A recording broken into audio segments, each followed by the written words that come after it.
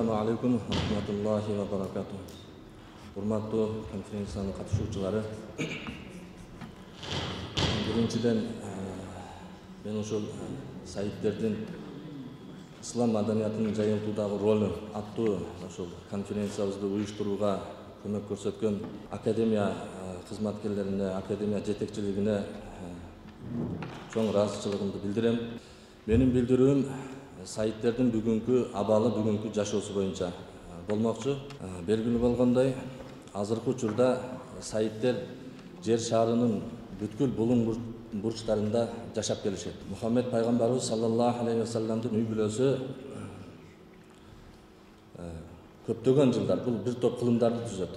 Ошол убакыттан бери ошол көптөгөн мамлекеттерде бир эле арабтардын өкүлү эмес, ошол башка элдердин дагы өкүлү болуп жашап келишет да.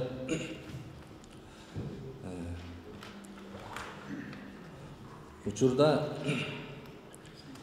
Пайгамбарыбыз саллаллаху алейхи ва салламдын үй бүлөсү тукумдарын тастыктоочу санжаралары, алардын документтери боюнча коомчулукта өтө суроо талаптар көп болуп атат.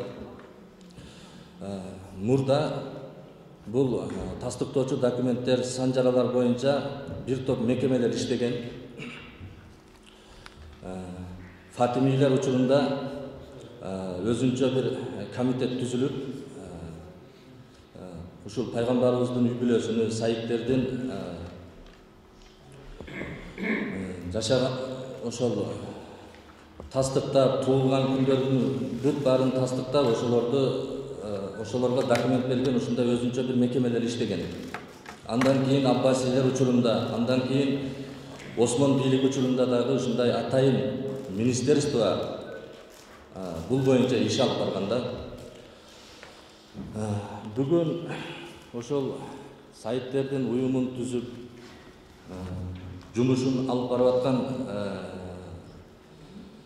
киши катары мен ушул түзүлгөн мурдагы ошол комитеттер, ошол министерстволор боюнча бир эки оозун айткым келет да.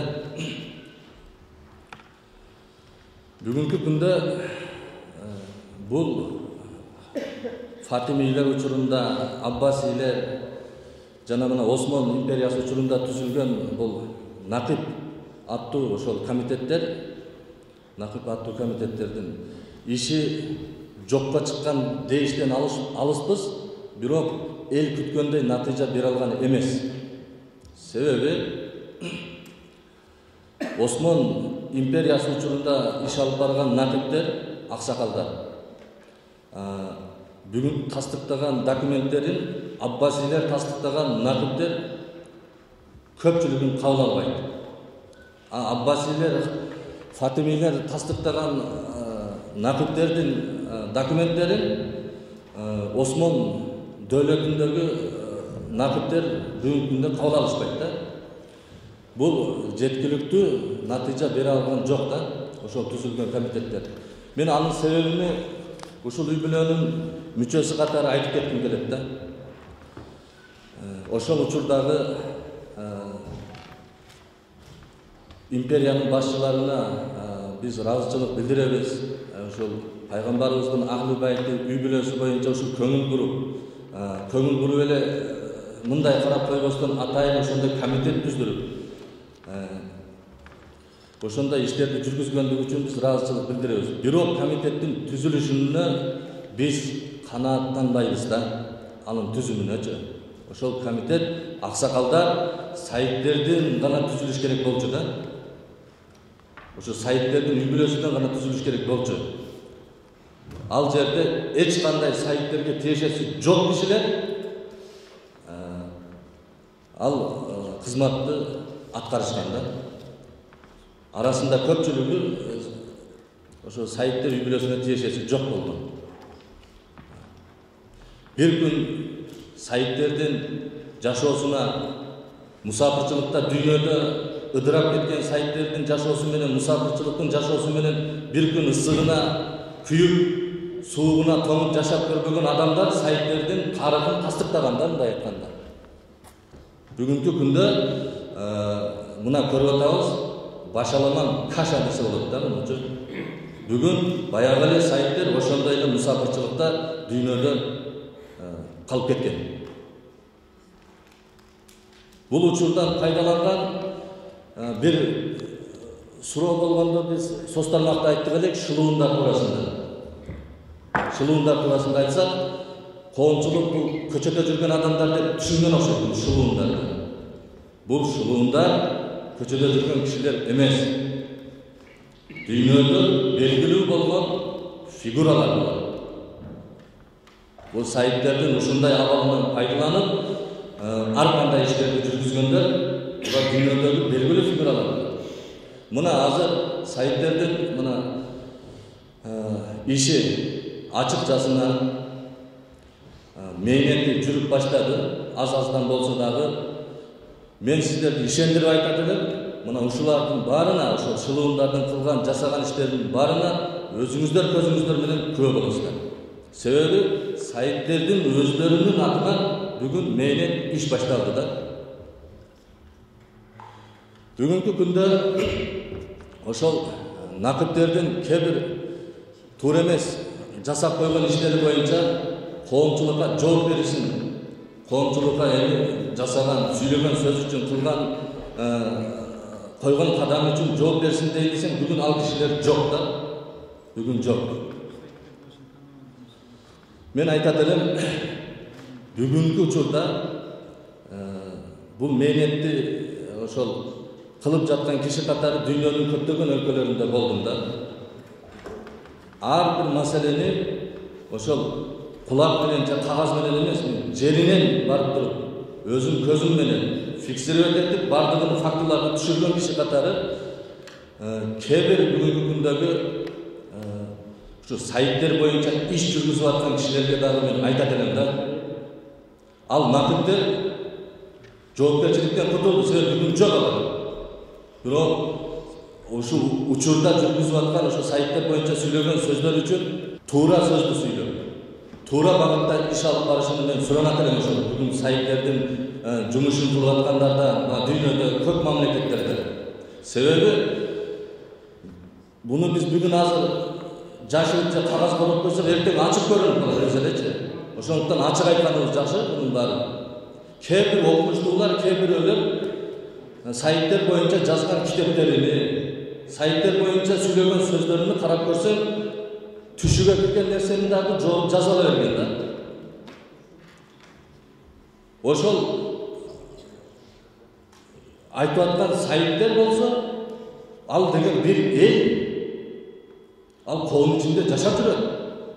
Чыныгы сайттер тоодо болобу, чөлдөгү, бирөөнүн малын кайтарыппы, тоодо жөнөкөйлүктүн үлгүсүн көрсөтүп, алар жашап жүрүшөт. Бирок акыйкат деген акыйкат экен да. Жергиликтүү эл, коомчулук тоодо мал кайтарса дагы, ар кандай абалда жүрсө да, жылтырап кымбат самолетте учпаса дагы, тоодо мал кайтарып жүрсө дагы, аларды төрөм деген ат берип аларды. Жергиликтүү калк унутпайт экен аларды. Бүгүн жергиликтүү калк баары таанышат. Сайттер илгертен таанып келген, азыр дагы жакшы таанышат. Менин айтарым, ар бир сүйлөнүлгөн сөзгө, айрыкча башка бир үй бүлөнүн, башка бир уруунун атынан сөз сүйлөнүп жатканда, бир аз абайлаган жакшы экен. Мен муну жалпы дүйнөдө жүргүзүлгөн ушу сайттер боюнча иш жүргүзгөн кишилердин баарына айтат элем да бул сөздү. Абайлаш керек. Башка бир өзү билбеген, өзү жашап көрбөгөн үй бүлө боюнча сөз сүйлөп атканда кичине мындай тактап анан сүйлөгөнү жакшы да. Себеби аябай көп сөздөр сүйлөнүлгөн. Бунун баары чыгат ортого. Жакында бунун баары чыгат. Ага дүйнө коомчулугу бүгүнкү күндө сөз талап кылып атат. Жооп талап кылып атат. Баягы жанагы сүйлөгөндөрдүн көпчүлүгү бүгүн жок. Эч кайсынысы жок. Ошондой бир абал болуп атат да. 2018-жылда Өзбекстан Республикасы Фергана облусундагы Маргулан шаарында Киргили деген мазар, Киргили деген кабыр Кабырстан боюнча маалымат чыгарды. Бул архивде бар. Ал жерде Өзбекстан тарап бүткүл дүйнөгө жарыя берип атат. Пайгамбарыбыз саллаллаху алейхи ва салламдын ахли байти үй бүлөсү ушул мазарда көмүлгөн. Ар биринин аттарына чейин атап чыкты. Өзбекстан тараптын академик окумуштуулары тараптан бул жарык көрдү да. Маалымат. Бүт дүйнөгө айтылды. Бирок учурда коомчулукта, дүйнө коомчулугунда кызыгуу, суроо пайда болгон учурда мындай айтканда сайттар өзлөрү эле калды. Жанагы айткандар бүгүн жокта, бүгүн чыгып алар деле ошол айткан сөзү берген жарыясы үчүн бир чыгып сүйлөп койсо жакшы болот эле. Бүгүн сайттардын иши жүрүп аткан учурда көп эле суроолор, анан жаңы пайда болгон агымдар, жаңы жамааттар 1,5 миң жылдык тарыхы бар. Пайгамбарыбызга чейин. Пайгамбарыбыздан ары 10 миң жылдык тарыхы бар сайттерге жанагы адреси жок жамааттар, агымдар ар кандай суроолорду коюп атат, жүзөтүп атат. Бизди дагы жардам берсе жакшы болот эле. Өзбекстандын академиясы дагы мына биздин академия мына ушунча эме кылып биз терең ыраазычылык тазим кылабыз. Сайттар мына ушундай нерсени уюштуруп берип атат. Өзбекстан тараптагы буга кайдыгер болбостон жарыяны чыгаргандан кийин кичине ушуга көңүл буруп берсе жакшы болот эле. Менин айтарым ошол кыскача. Көңүл бурганыңыздар үчүн рахмат.